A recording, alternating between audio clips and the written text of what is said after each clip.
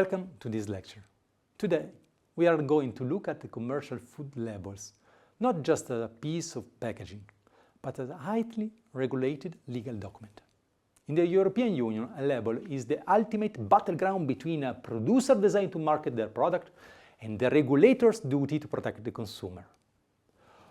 Over the next few minutes, we will tear a label apart, section by section.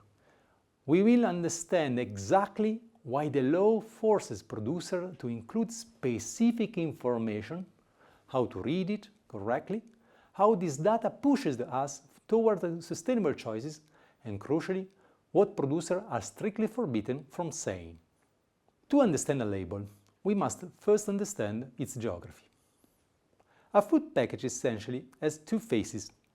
The front of the pack is the marketing zone.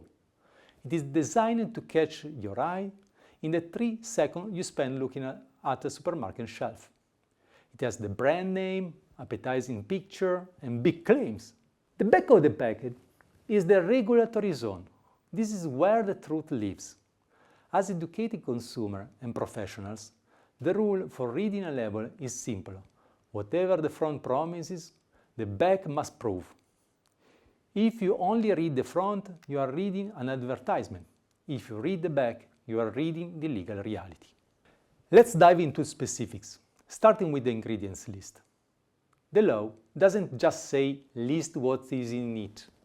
It mandates that ingredients are listed in descending order of weight.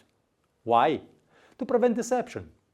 If you buy a premium beef stew, for example, but water and potatoes are listed before beef, the law has just revealed the product true quality. Next, allergens.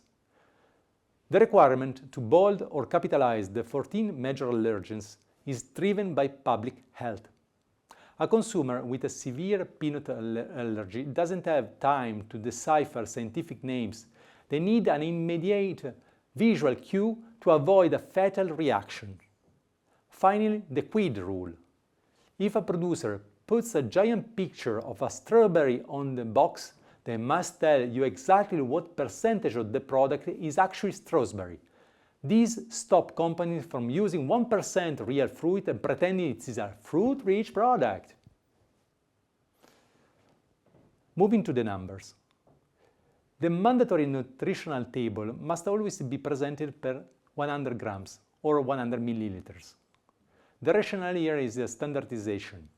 If company only gave nutritional per service size, they could manipulate the data by making the serving size unrealistically small. The per 100 gram rule allows a consumer to pick up any two products and compare them mathematically. Secondly, durability.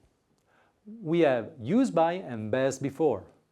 The rationale here is twofold: protect the consumer from food poisoning, use by, and prevent the catastrophic food waste, best before. Misunderstanding these dates cause millions of tons of safe food to be thrown away annually, so clear communication here is a sustainability imperative.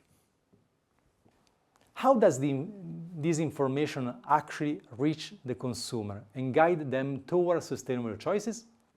Information is the catalyst for market change. A consumer might want to reduce their carbon footprint, but without a labeling stating the country of origin, they cannot know if they are buying local garlic or garlic flown from another continent.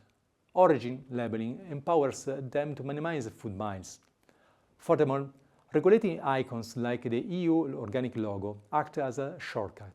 The consumer doesn't need a degree in agronomy to understand the farming methods. The certified logo guarantees that strict environmental and animal welfare standards were met. The label acts as a trusted proxy for the consumer environmental values.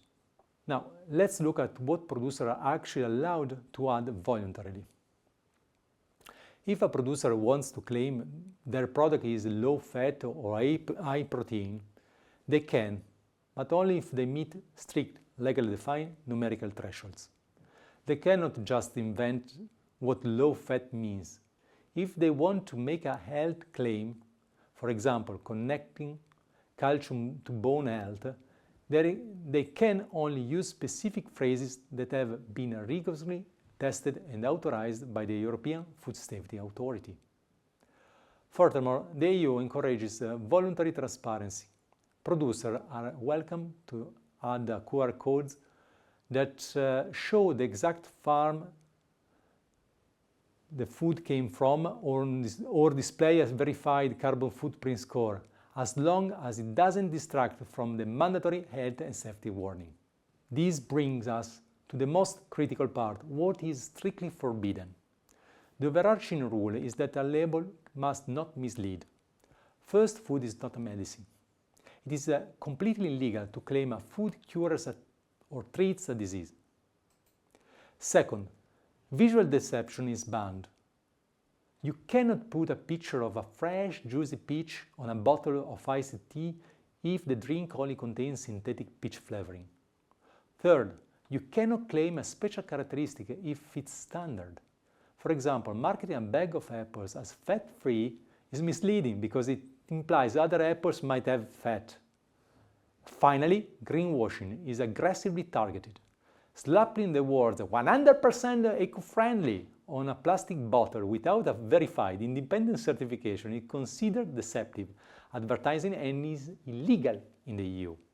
To conclude, the next time you look at a food label, realize that every single word, number and image is the result of a rigorous legislation. The label is a contract.